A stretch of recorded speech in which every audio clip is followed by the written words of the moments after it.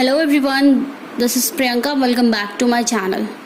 Today's lesson is based on for class 6th NCERT book A Pact with Sun, and the chapter which I had taken for you, that is your first chapter, A Tale of Two Birds.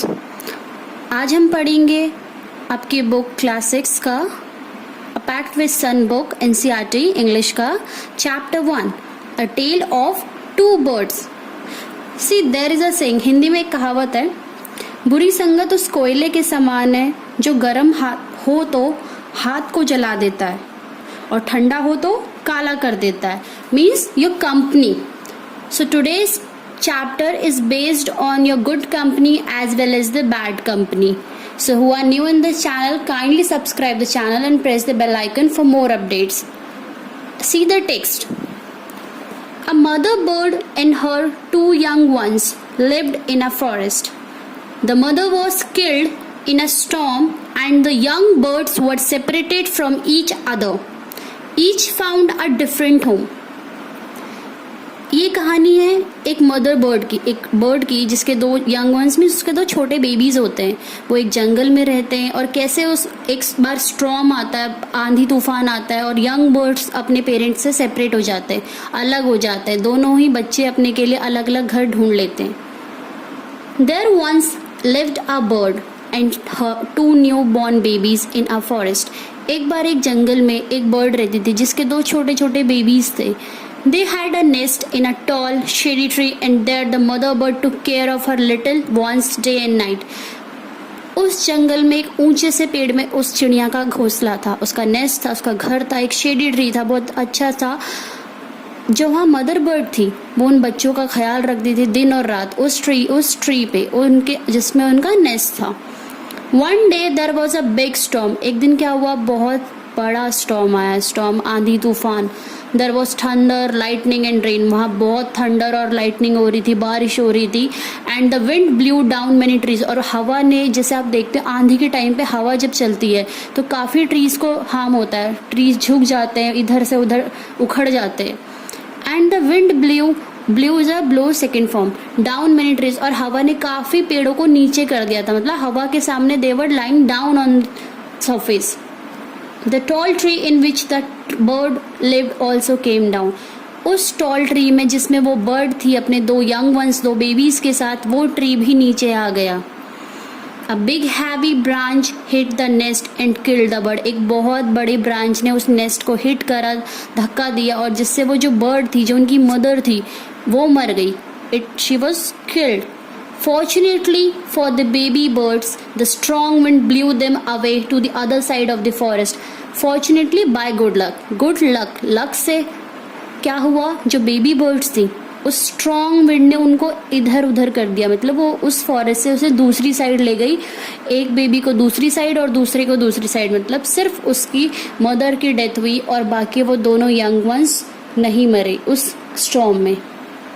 One of them came down near a cave where a gang of robbers lives.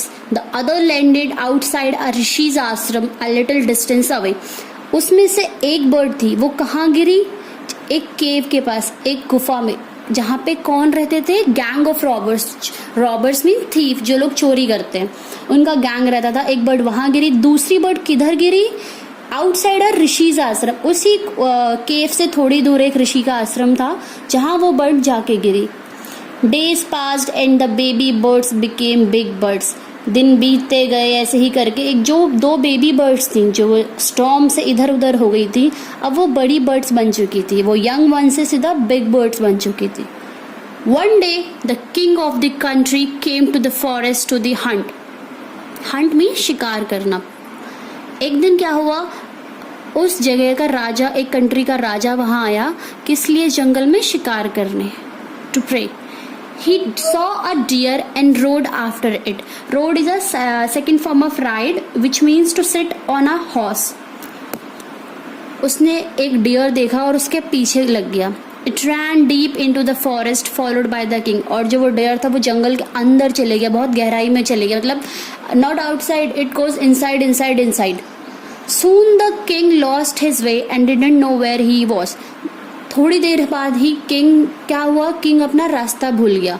वे मतलब होता है रास्ता। And did not know where he was, और उसे नहीं पता था कि वो कहाँ है। He rode on up for a long time till he came to the other side of the forest. वो कंटिन्यूसली राइड करता गया, चलता गया अपने घोड़े के ऊपर जब तक वो जंगल के दूसरी साइड नहीं आ गया। Very tired by now, he got off his horse and sat down under a tree that stood near a cave. अब वो इतना थक चुका था कि उसने एक रेस्ट लेने का सोचा। जैसे ही उसने रेस्ट कहाँ लिया, एक ट्री के नीचे, और उस ट्री के नीचे जिसके पास एक केव थी, गुफा थी। Suddenly he heard a voice cry out. अचानक से ही उसने कुछ आवाज सुनी। Quick, hurry up! There was someone under the tree. जल्दी आओ, कोई इस पेड़ के नीचे है। Come and take his jewels and his horse. फटाफट से आओ और उसके पास जो उसकी jewels मीन्स उसकी ज्वेलरी है और उसका हॉर्स है वो लेके जाओ। Hurry up or else he will slip away. जल्दी आओ इससे पहले कि वो भाग जाए। The king was amazed. ये सब सुन के किंग एकदम से उठा जब वो रेस्ट कर रहा था, और वो काफी ज्यादा अमेज्ड हुआ, शॉक्ड हुआ, सरप्राइज हुआ। He looked up and saw, उसने क्या देखा, उसने देखा आगे कौन था। A big brown bird on the tree under which he was sitting. एक बड़ी सी ब्राउन बर्ड थी उस पेड़ पे जिस पेड़ के वो नीचे बैठा हुआ था। He also heard faint noises issuing from the cave. फेंट होता अनक्लियर साउंड, एक बेहोश होना भी होता है, but in this here it is unclear sound. उसने क्या इशूइंग होता है आपका, टू कम और गो आउट मतलब बाहर निकलना। उसने उस केव से कुछ धुंधली सी आवाजें भी सुनी थी। He quickly got on to his horse and rode away as fast. उसने फटाफट अपना हॉर्स लिया और जितनी स्पीड से वो वहां से राइड कर सकता था उसने किया। See, there were 3 points there. The king was amazed to hear a similar voice again. अब आगे की जो स्टेंजा में क्या, आगे के पैराग्राफ में क्या होने वाला है उसके बारे में ये पूरा ओवरऑल 3 लाइन्स में है। The king was amazed to hear a similar voice again. King दोबारा से अमेज था उसी लाइन को, उसी वॉइस को जो उसने वॉइस सुनी थी केव के पास, वो दोबारा से वही वॉइस सुन के बहुत ज्यादा अमेज था।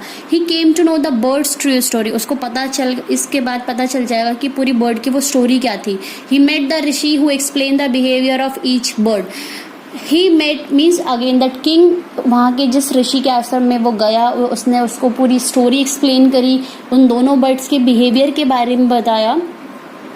Now see, soon he came to a clearing which looked like an ashram. जब वो फटाफट से उस जंगल से बाहर आ गया तो उसने देखा कि दूर ही साफ जगह पे एक आश्रम है। इट वॉज ऋषिज आश्रम। वो किसका आश्रम था? एक ऋषि का। The king tied his horse to a tree and set down at shade. किंग ने क्या करा, अपना हॉर्स जो था उसकी रस्सी एक पेड़ पे बांधी, टाई करना बांधना, एंड सेट डाउन और बैठ गया उस पेड़ की छाया में। Suddenly he had a gentle voice announce. थोड़ी देर बाद ही उसने एक बहुत जेंटल प्लीजेंट वॉइस मतलब बहुत अच्छी आवाज सुनी जिसने अनाउंस मतलब बोलना, टू स्पीक समथिंग और to clear out. Welcome to the ashram sir. उसे एक आवाज आई, किसको? किंग को, कि वेलकम टू द आश्रम, आइए सर आश्रम में, please go inside and rest. आप आइए, अंदर आइए और रेस्ट करिए। The Rishi will be back soon. जो ऋषि है वो थोड़ी देर में ही वापस आ जाएंगे। There some cold water in the pot. अंदर आश्रम में एक पॉट है जिसमें कोल्ड वाटर है। Please make yourself comfortable. Please अपने को कंफर्टेबल समझिए, बनाइए इधर। The king looked up and saw a big brown bird in the tree. He was amazed.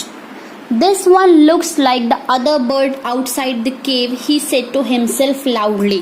अब किंग ने जब ये आवाज सुनी कि वेलकम टू द सर, ये सब आइए, अंदर एक आश्रम में पॉट है, पानी लीजिए, अपने को कंफर्टेबल फील कराइए, तो उसने क्या देखा, ये कहाँ से आवाज आ रही है? उसने देखा एक बिग ब्राउन बर्ड, एक बड़ी सी ब्राउन बर्ड है।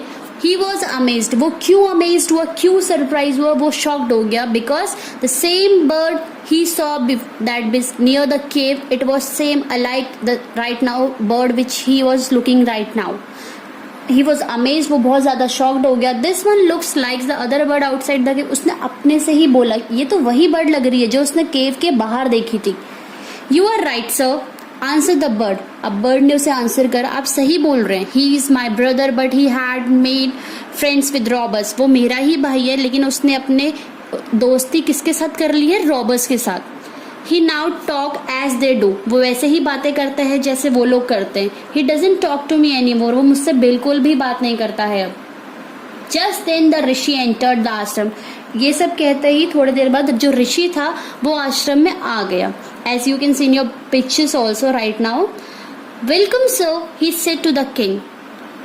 Please come inside and make yourself at home. You look tired, rest for a while, then you can share my food. Welcome sir. अब ऋषि ने किंग को क्या बोला, सर आइए, आप अंदर आइए, अपने को कंफर्टेबल फील कराइए, आप बहुत थके हुए लगते हैं, थोड़ी देर के लिए रेस्ट करिए, फिर मैं आपके साथ अपना फूड शेयर करूंगा, मैं आपको खाने को कुछ दूंगा. The king told the rishi the story of the two birds and how each had behaved so differently, though they looked so alike. अब क्या हुआ, जब किंग के साथ ऐसा हो चुका था, एक ऑलरेडी उसे एक बर्ड दिखी थी और अब ये दूसरी बर्ड दोनों सेम थी, तो उसने जो आश्रम का हेड था, ऋषि था, उसने उस ऋषि को उन दोनों बर्ड्स के बारे में बताया और हाउ दे वर बिहेविंग वो भी बताया. The forest is full of surprises, he said. ऋषि ने क्या आंसर करा, जो ये फॉरेस्ट है ये बहुत सारे सरप्राइजेस से फुल है, मतलब बहुत सारे आपको ऐसे ऐसी चीज़ें मिलेंगी यहाँ देखने के लिए जो शॉक्ड करेंगे, आपको अमेज करेंगी. The holy man smiled and said, holy man, who is holy man here, the rishi. After all, क्योंकि one is known by the company one keeps, ये एक सेइंग है, कहावत है, हर कोई अपनी कंपनी से ही जाना जाता है जिस कंपनी में वो रहता है. That the bird has always heard the talk about robbers, he imitates them and talk about robbing people. जो एक बर्ड थी जिसको आप पहले मिले थे, वो उसने हमेशा बचपन से रॉबर्ट्स की बातें सुनी है. इमिटेट्स मतलब होता है नकल करना, उसने उन्हीं को देख के नकल करना सीखे है और हमेशा लोगों को चोरी करने के लिए ही बोला है, मतलब अबाउट कैसे लोगों को चोरी करी जाए लोगों से. This one has repeated what he has always heard, लेकिन ये जो बर्ड है इसने वही रिपीट करा जो ये बचपन से देखते आ रहा है. ही वेलकम पीपल टू द आश्रम, now come inside and rest. इसीलिए ये लोगों आश्रम में जो भी कोई आता है उसे वेलकम करता है.